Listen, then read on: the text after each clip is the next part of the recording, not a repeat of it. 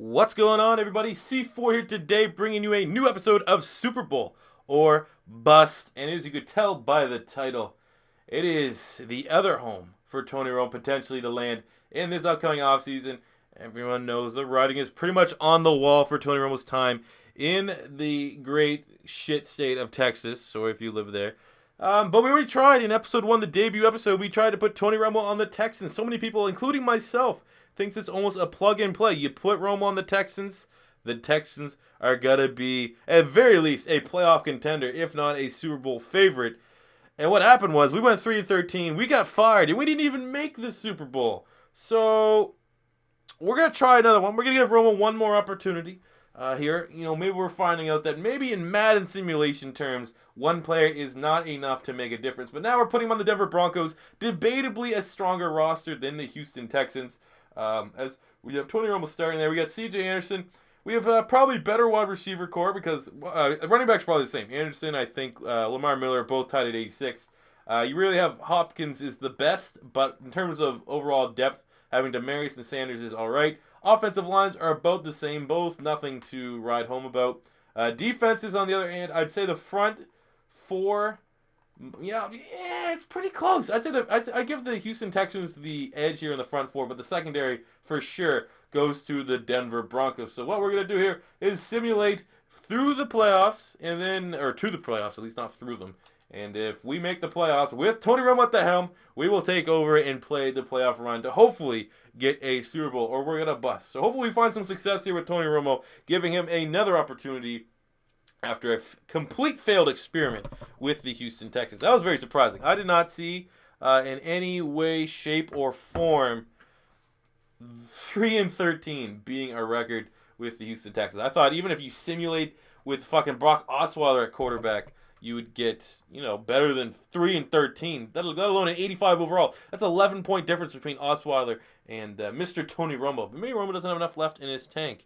But yeah, what do you guys think? Who do you think? Obviously, we already did. You probably want to let me know in the Romo to the Texans video. Where do you think Tony Romo actually is going to end up? But if he goes to Denver, I mean, fair play. I think he's got to take a little bit of a roster hit in terms of his salary if he wants to go to Denver. But same goes for Houston. Houston and Denver are two teams that are stacked. And when you're a stacked team, you don't have a whole lot of salary cap to throw around. So who knows? See this shit. Well, it seems like I got texted about my baby.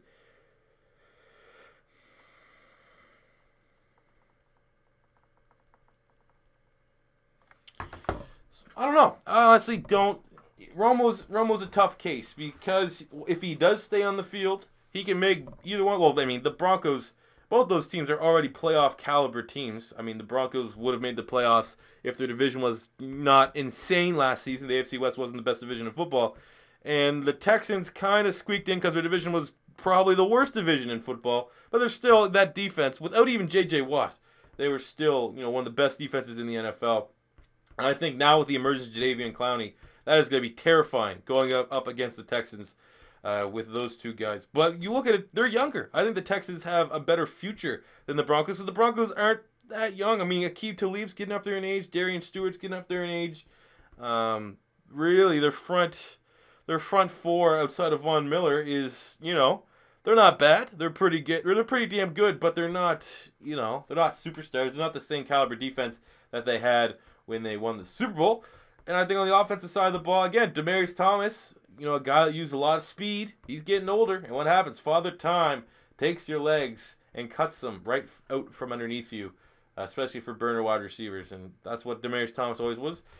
But, let's see what we can do here. Did we make the playoffs, or is this another failed experiment with Tony Romo? For the love of God, Tony, make the playoffs. Make the playoffs. We did not. 7-9. Tony Romo has got to be one of the bigger teases in the history of this series. So many people want to try and win the Tony Romo sweepstakes because they think he will be the guy that gets them to the Super Bowl. Let's see, similar stat line. He played a little bit better, a little less turnovers than what we have with the Texans. 4,000 yards, 22 touchdowns, and 11 picks. I think we had 23 touchdowns and 20 picks with the Houston Texans. But it's almost like a Mythbusters kind of thing But it was a bust. We busted heavily here. Tony Romo was not good enough on his own with, the running game. It probably comes back to the offensive line when all things are considered here. How many times was he sacked? He was sacked 58 times. So this definitely came down on the offensive line. Very weak offensive line play from the Denver Broncos. Maybe not fair enough to say that this was all because Tony Romo was not good enough to get them over the hump. I think if the sacks were down a little bit. I mean, that stat line is not horrible. That's not a terrible stat line by any means. Definitely better than what we had episode 1 with Tony Romo.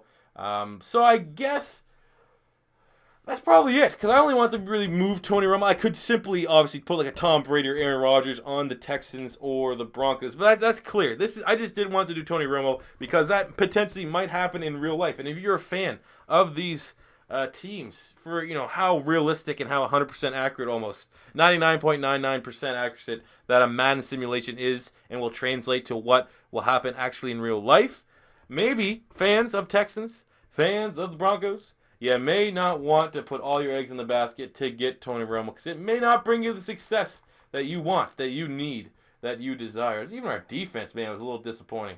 9 sacks, Von Miller. Gross.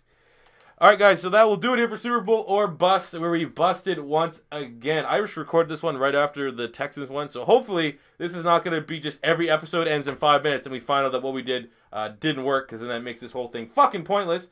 But, this is your first time, stop by. Don't be afraid to hit that subscribe button. Tune in for the next episode, where we're definitely going to try to do a little bit more. Maybe get a little bit more creative. No more just one player, ideally. Especially a guy like Tony Romo, who's 36, and he's only 85 overall. Not necessarily a superstar, because we'll be using the likes of Le'Veon Bell, Julio Jones, Rob Gronkowski, etc. in future episodes. But if this is your first time stopping by, don't be afraid to hit that subscribe button. Leave a comment in the comment section below with any suggestions for different ideas for this Super Bowl or Bust series. And until next time, guys, it's your boy C4 saying, I wish I stopped saying it's your boy, because I'm not your boy. I'm my own man. Peace.